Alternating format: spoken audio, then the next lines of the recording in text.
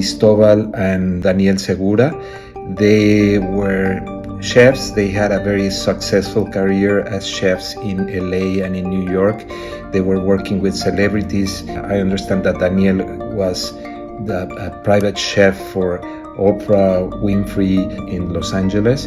And suddenly one day they decided to go back to Mexico and start something from scratch and leave everything behind and start a project called Ruta Segura, which is it's a food project. They develop menus and they sell their products from the things that they grow.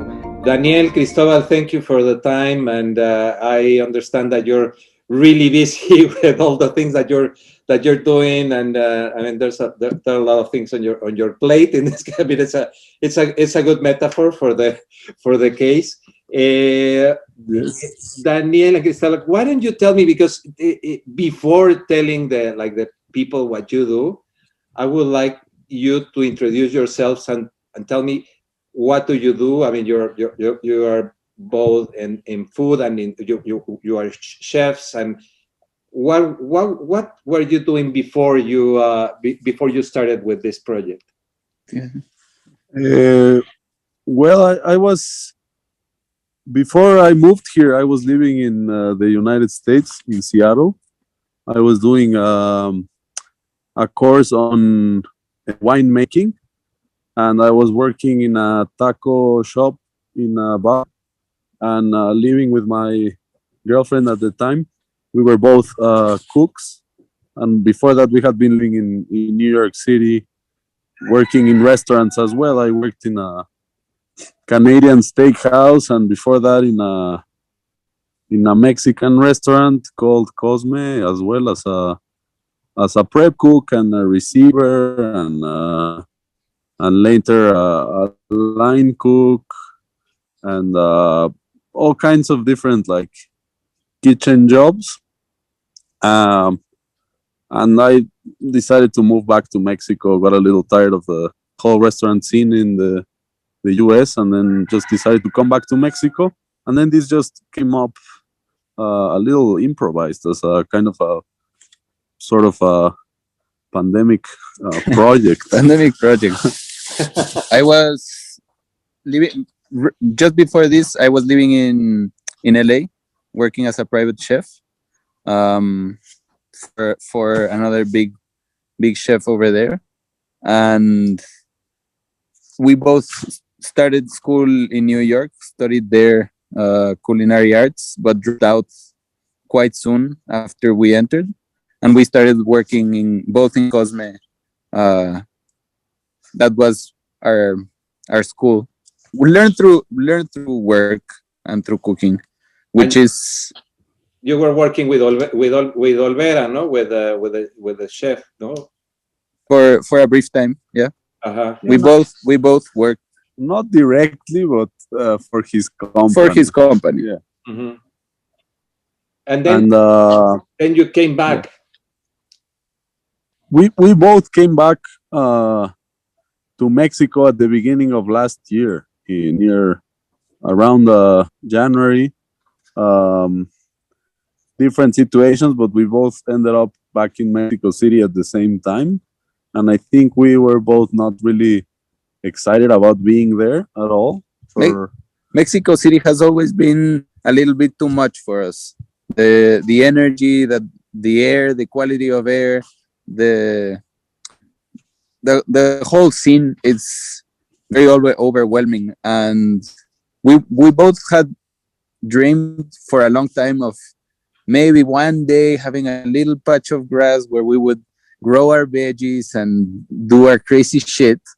And we were at a point where we both didn't have much in mind other than that. And we were coming to Oaxaca to travel with a friend who wanted to invest in property here. And we were going to travel with him. And then after that, we both had very different plans. But the pandemic hit just while we were waiting for our friend. Our friend never came. And we ended up feeling that the best thing we could do with the rest of a very weird year and very uncertain year was to do at least in a small scale our dream, to make it true and to start working and learning through work like we learned in cooking, and start experimenting with growing different things and learning from our mistakes, because we've fucked up so many times with so many things.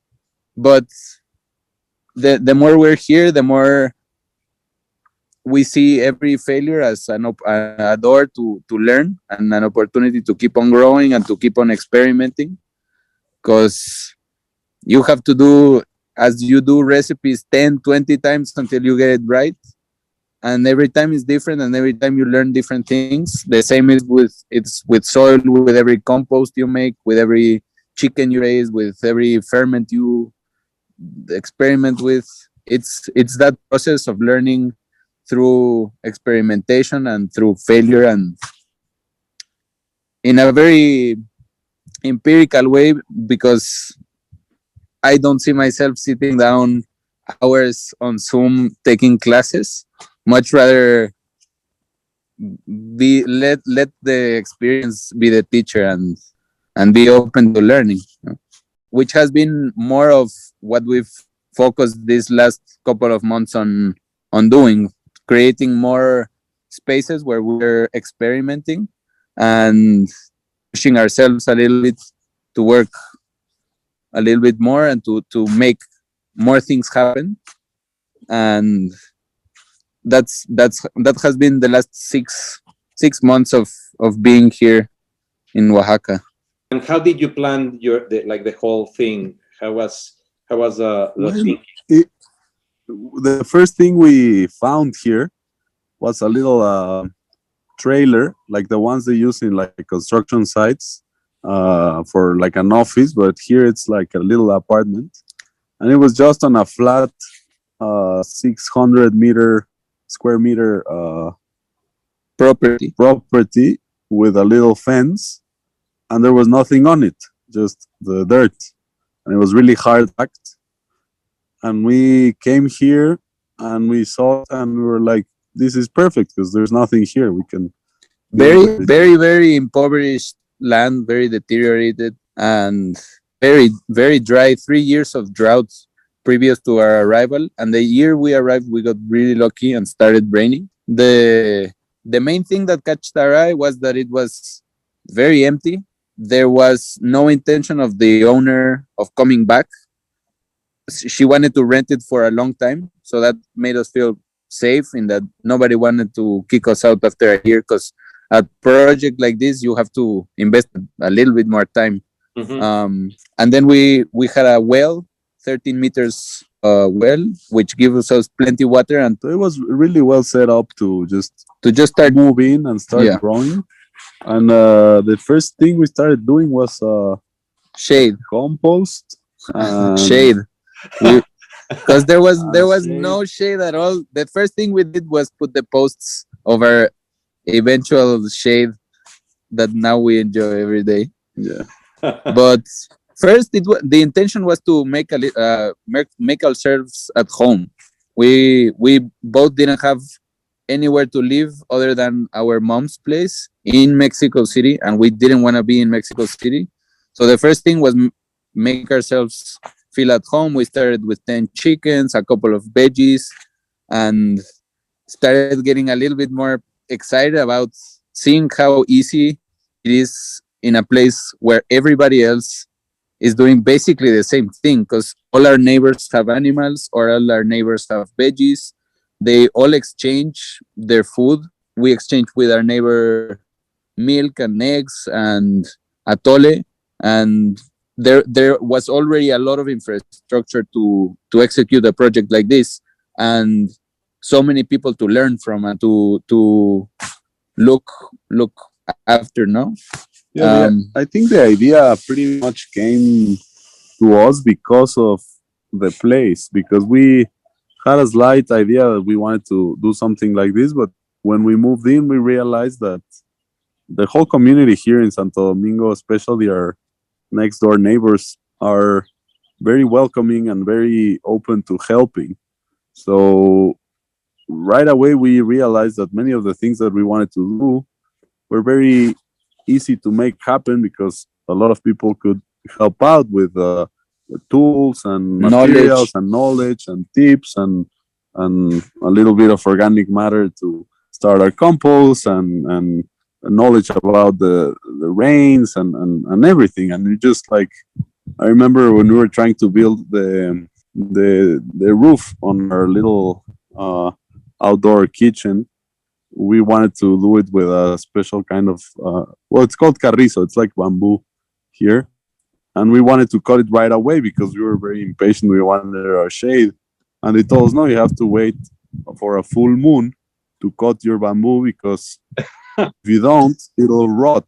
So we had everything has been experimental, a little improvised, and based on what's available here, like in terms of materials and in terms of knowledge and in terms of someone that can help us, because we only have a motorcycle here that we use to buy our food and our feed for the animals and everything, but we depend on help from others to make everything happen. Today we went for sawdust to finish our chicken coop, and we were saying how important it has been throughout the whole process of making this project happen.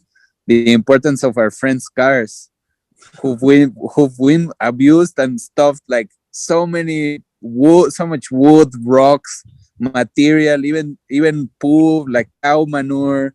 Everyone that comes is like, lend me your car to pick up 200 kilos of cardboard boxes from. So I'm like, thank you. Yeah, it could not have been possible without the community we're surrounded. Definitely, that for sure. And the idea to start producing food that we sell came recently. Yeah, we just started doing it like 2 months ago. We started doing it very, very recently. We both cooked for a long time, but we were both a little bit tired of cooking in the restaurant scene. But we seeing how the world is and how it is organizing as well, it was hard to get a job doing it.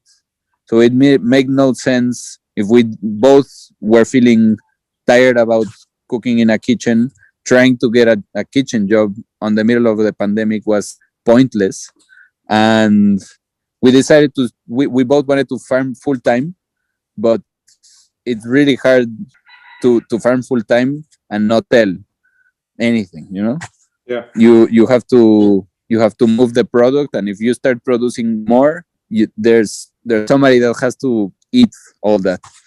Other than that, if you're eating beans every single day for 3 months like he did not so long ago. Yeah, because we didn't know how to grow, so we just threw a bunch of seeds on the land, and the land is very generous here, but only beans grew. Everything else didn't grow. The beans colonized the whole field. We didn't have any money for food, and we couldn't really sell the beans because everybody here grows them. So we were like, well, I'm just gonna eat the beans every day.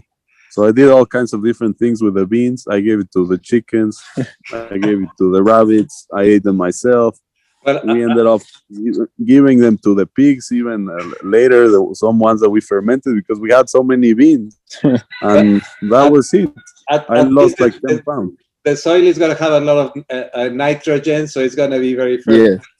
Yes, definitely. Yes. That's the idea. We're planning a more diverse horticulture project now, because we don't want to be eating so much of the same thing.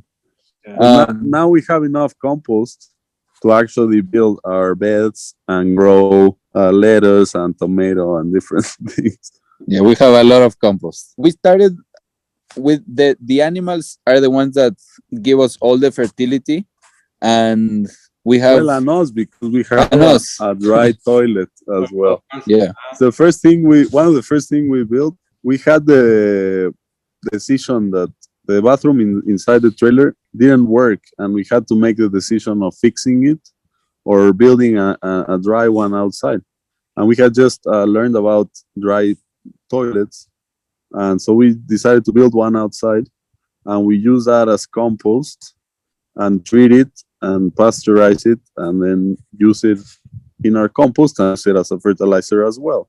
So everybody contributes. Everybody contributes, and we started with 10 chickens, and now we're full house. So it's 33 chickens.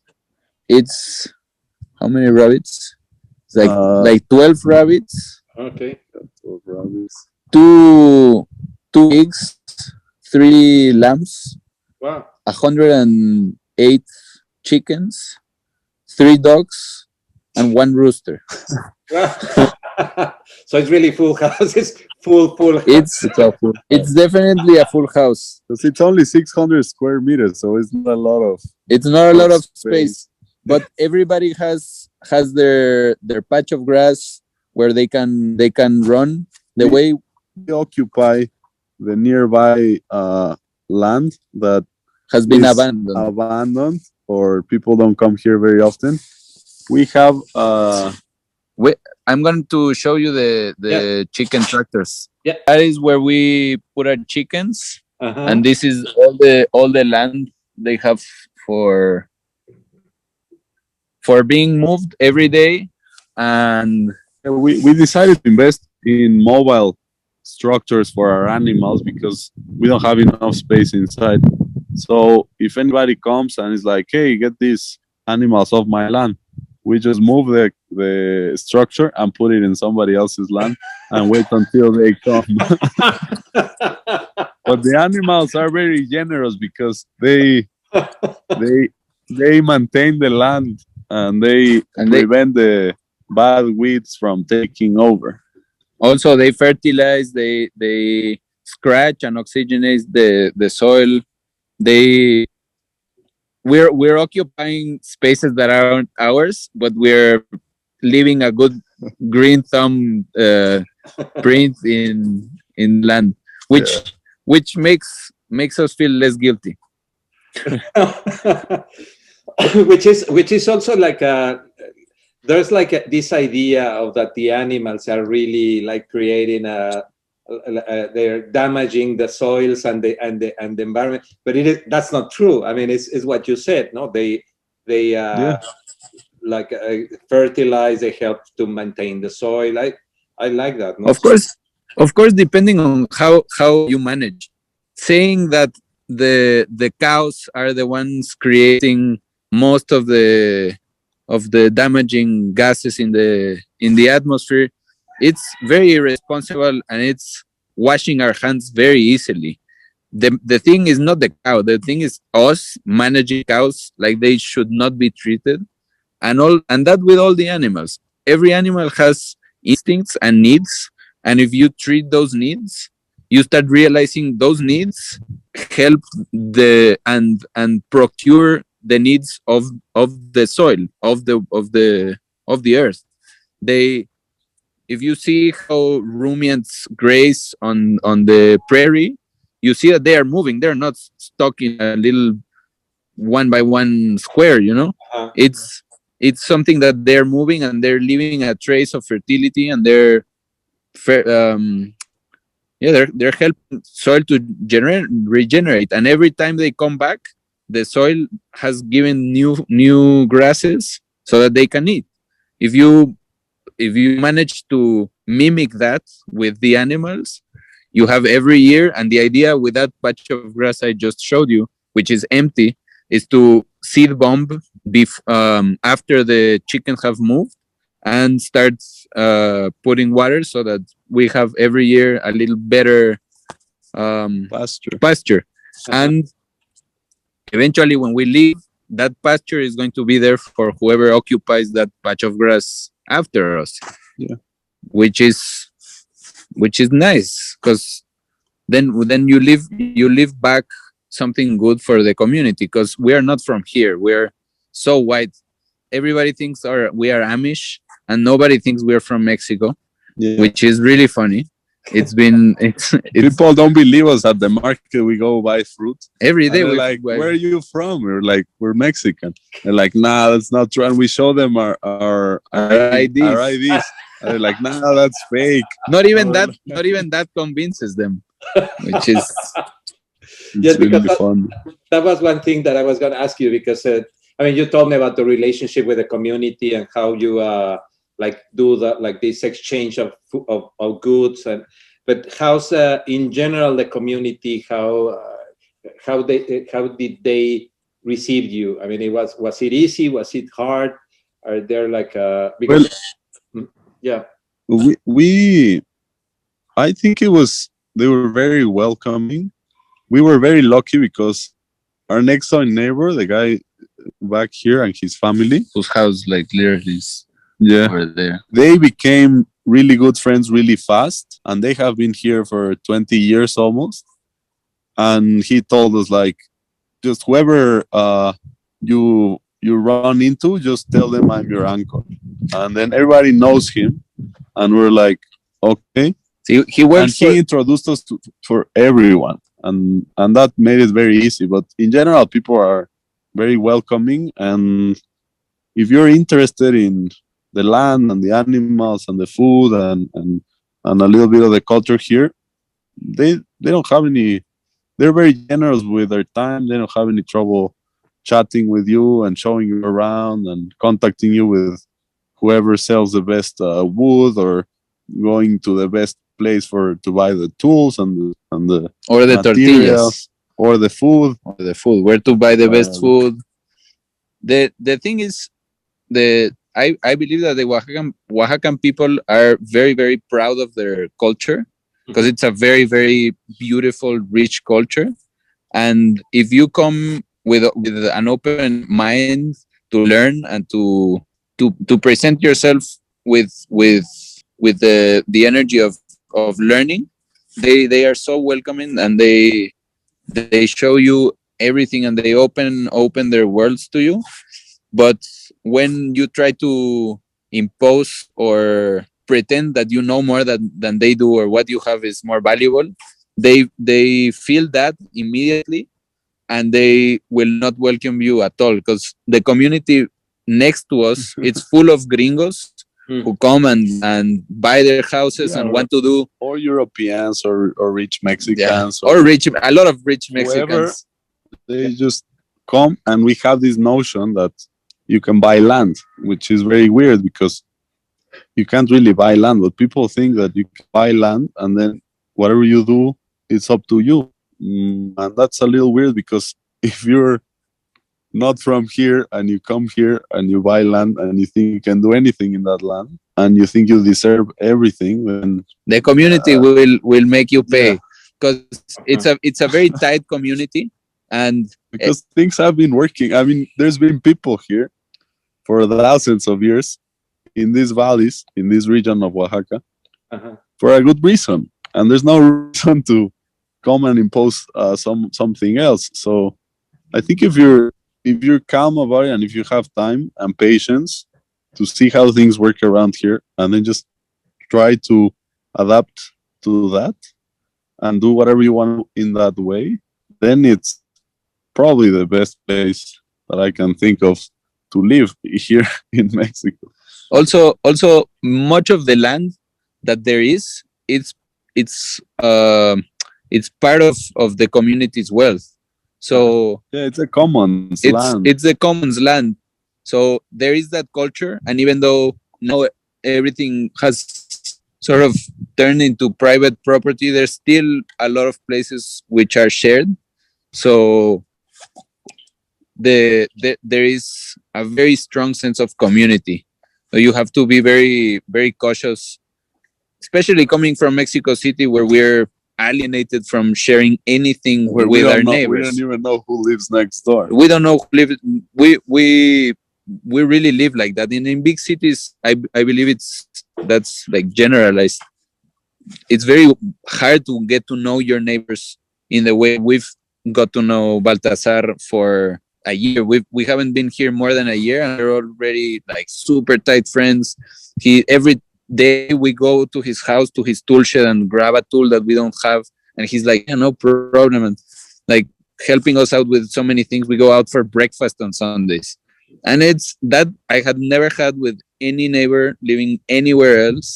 That's the type of community there is around us, which also much easier doing a project like this, where you need a community that helps you and that approves you and that's willing to help you create a better space for yourself and for the community, because at the end, whatever we're doing here affects our neighbors and vice versa.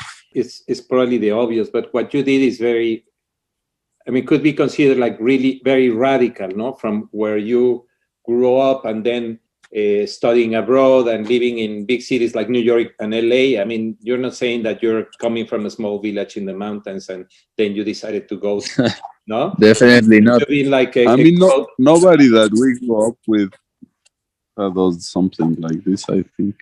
Yeah. I mean, I hope more people move out of the city and start growing food. I mean, that's basically what I want to see.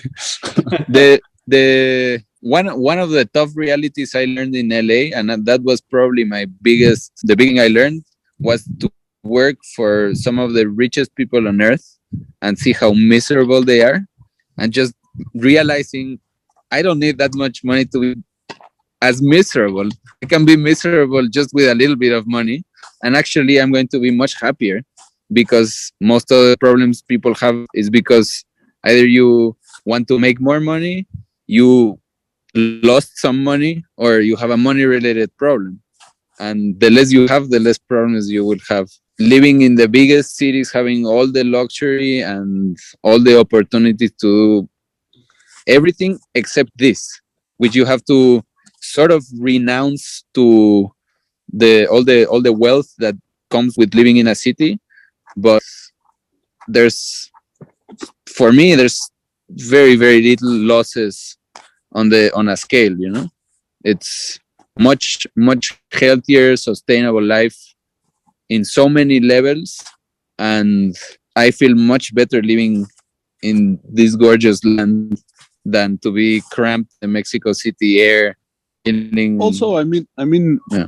coming from the city and coming from a position of privilege, because we have a lot of privilege of, you know, being able to go to a private school and travel and then have opportunities abroad and make money. It's less of a risk for us to come here and farm than it is for a lot of people. But a lot of people with the privilege, sometimes they are so invested in that, I think, like trying to have more or achieve a very city lifestyle full of material goods. A lot of people here are aspiring for that, not realizing what the value of what they already have is. Yeah. And us coming from that reality, I feel we both realized there was very little for us, and in my personal opinion, for humanity, investing all your energy into material goods when there is some richness coming out from the land and from the relationship you build with it. And it is much easier to keep a low carbon footprint in a place like this. We send out a little trash can every month instead of 3-4 bags every week. Just that is a massive change in our life without doing much, but moving from one place to another. But realizing how rich life can be and how full of surprises, of magical moments throughout the day, in the relationship with the animals, in the relationship with your plants, with the community, between us. It has been beautiful how we started like building a even stronger relationship, because we grew up very, very close, but having so much time to enjoy the community we're building here. And and really feeling at home and really feeling safe, even though the pandemic has changed everybody's life. And much of the people who we know are still in the city living horrible realities, worried so much and spending so much energy in worrying about the getting the disease. And here it is really a very slight chance that we're gonna get it, because we don't see nobody. We're basically in our trailer with our animals outside every day. We do a home office. We do home office, Yeah. which I think a lot of people are already doing. And what I tell every friend I have in the city, the same money you're spending in rent to work in your computer, you could spend in renting a little house up here, growing your veggies, and still working on distance. You don't have to be in the city with all the city problems that now with COVID is even worse. But trying to make our mom come and live here, that's my main concern. But that was the last question that I had. How, I mean, your family, I mean, I know your family and family and friends, what do they say? Why do they tell you I mean, you're crazy, you're nuts? I mean, are they excited? I know that they support you. I mean, but really, what do you feel is the reaction of the people, of your people, your family? I mean, most friends that have come find it really interesting. They love the place. They have a lot of questions, and a lot of people really like to spend time here. With our mom, it hasn't been that easy because she's always questioning the reason why we're doing the things we're doing. So, for example, with the toilet, like I was saying, instead of fixing the toilet inside, we decided to build one outside. And instead of fixing the shower inside, we build one outside and we use the toilet and the bathroom as a grain storage for our feed for our animals. And our mom couldn't really understand the reason. And she was insisting on giving us money so we fixed the toilet so that she could go to the bathroom inside. And we're like, Mom, that's never gonna, not because of money. It's because we believe that we can do way more things with our manure. So that has been an issue. And still, when she comes, she goes to the toilet in our neighbor's Yeah. house. What we don't understand is why we in cities are still taking a shit on clean water. The thing is, it's a mindset. When you're in the city, you would never dare to shit on a bucket. But when you're on the fields, it makes all the sense in the world because you need that manure. If in the city you're not gonna do anything with that manure, other to be stuck with You could. but you could, and that's the thing. We told our mom, you could put a bathroom like this and your roses would be more beautiful. But definitely people from older generations are very amazed, and they see it as a very radical, very daring challenge to take. And most of our close community is very proud of us, but still they're like, what the fuck are you doing? Like, you're crazy. But then a lot of friends who are a little bit younger, I feel there is some of them, not all of them, but who are inspired, and something within, I think, starts burning, realizing that our generation grew up listening that we were the generation of the change. And one way or another, I do feel a little bit of pressure of realizing that the world is not looking on its best, and we have to make radical changes. So it is radical, but it is necessary to make this change in our lifestyle and in the way we consume food, we produce food. Also coming from the restaurant industry, you see so much waste and you see so much, so little realizing from the cooks how work has been put into what you're cooking with, and then even worse from whoever's eating it, because you eat half of your burger and you're like, nah, I didn't like this, and you send it back. But what had to happen in order for you to have that burger, it is insane. And we both had strong feelings about not being able to close those circles in the kitchen. And the more we're here, the more we feel how much we were missing that. And you start valuing food differently, you start valuing life differently, you see death very differently. We're going to sacrifice our goat tomorrow, and we're our lamb tomorrow, and we're both getting ready emotionally, because coming from a city, you'd never have to confront yourself with these situations. ¿Qué huele, Balta? It's pretty Our tough, neighbor. no? I mean, deciding that, deciding that is pretty tough, no? Like at the moment of sacrificing an animal, I guess that it's very Yeah. it's very rough. And you develop a bond, no? a bond. Yeah, because with all our animals, we're very close, and they all have names, and we pet them every day. We have a relationship with them, and we grew up seeing animals as pets, but then eating your meat without complaints, and not realizing that your pet is basically your meal. And when we moved here, we started eating a lot less meat. Well, at least a lot less meat. Yeah, no, me too.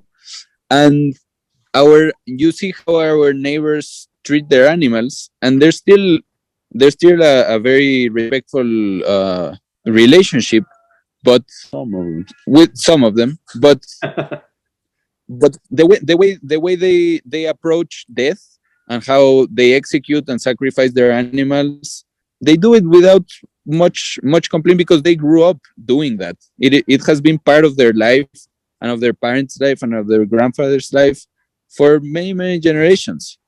And it is very beautiful to be a part of that also. I was talking with my mom today about that, how it is only a part of a whole structure, of a whole system, and it is necessary for it to keep on going. Without death, life does not go on. And also with us, you start realizing that you are an animal as well. You're going to die, and in order for life to keep on going, you have to part. We're only here for a little while, and that's you start seeing in so many processes around you.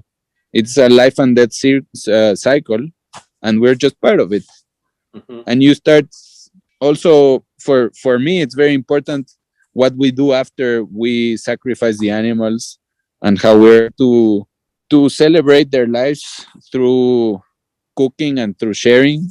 And that is also a huge part of the project, to celebrate life throughout cooking, which is what we know already how to do. Sounds amazing. That's very good. And the very last question. Sorry, I told you that the previous one was the last question. No. Right now,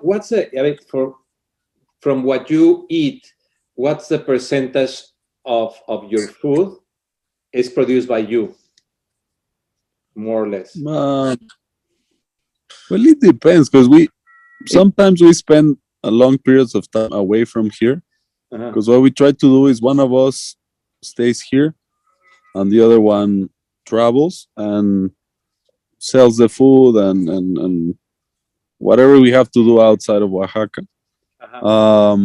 When I was here by myself in the summer, in the growing season, I would say about 30% the things I ate were grown here, and then maybe 10 or 20% were bought from our neighbors, and then the rest would be bought at the local market. which is fruit from around which is nearby. Exactly, it's from the same community, from the same environment. Most of it, Mhm. yeah. Not the well, yeah. The thing is that what percentage comes from the project to our plates, it depends on the season. Right now it's dry season, and we have very few veggies, no fruit, because we've been here for a year as well. Soil was very deteriorated. We don't have the hens right now, so no when eggs. we had the hens, we had the eggs, so that's a huge part of our diet. When we have the hens are laying. In the summer, we grew corn, pumpkin, beans, many other veggies, and then we can eat more. But most of the fruit comes from the local market. There's a couple of fruit trees around the area that we forage, and we try to eat as much coming from the surroundings. But when you have to get oil, when you have to get sugar, when you have to get salt, there's no room to wiggle there. Yes, of course. Yeah, sounds amazing. No, but still there's many local businesses, small local businesses that sell all that. So you're at the end, the community is providing for the community. Still in bigger quantities than in the city. It sounds amazing. Thank you very much. And it's amazing what you're doing. I mean, that's I hope you can come. You can come to Mexico soon. For us, it's very important to open our doors to people and share it. And what I told you, it's something that many people feel inspired, and if coming here inspires somebody to maybe do a compost or to grow tomatoes, that's more than enough. I would love to, because we've been talking a lot about you, and we're very like amazed of what you're doing, and I think it's spectacular. Thank you.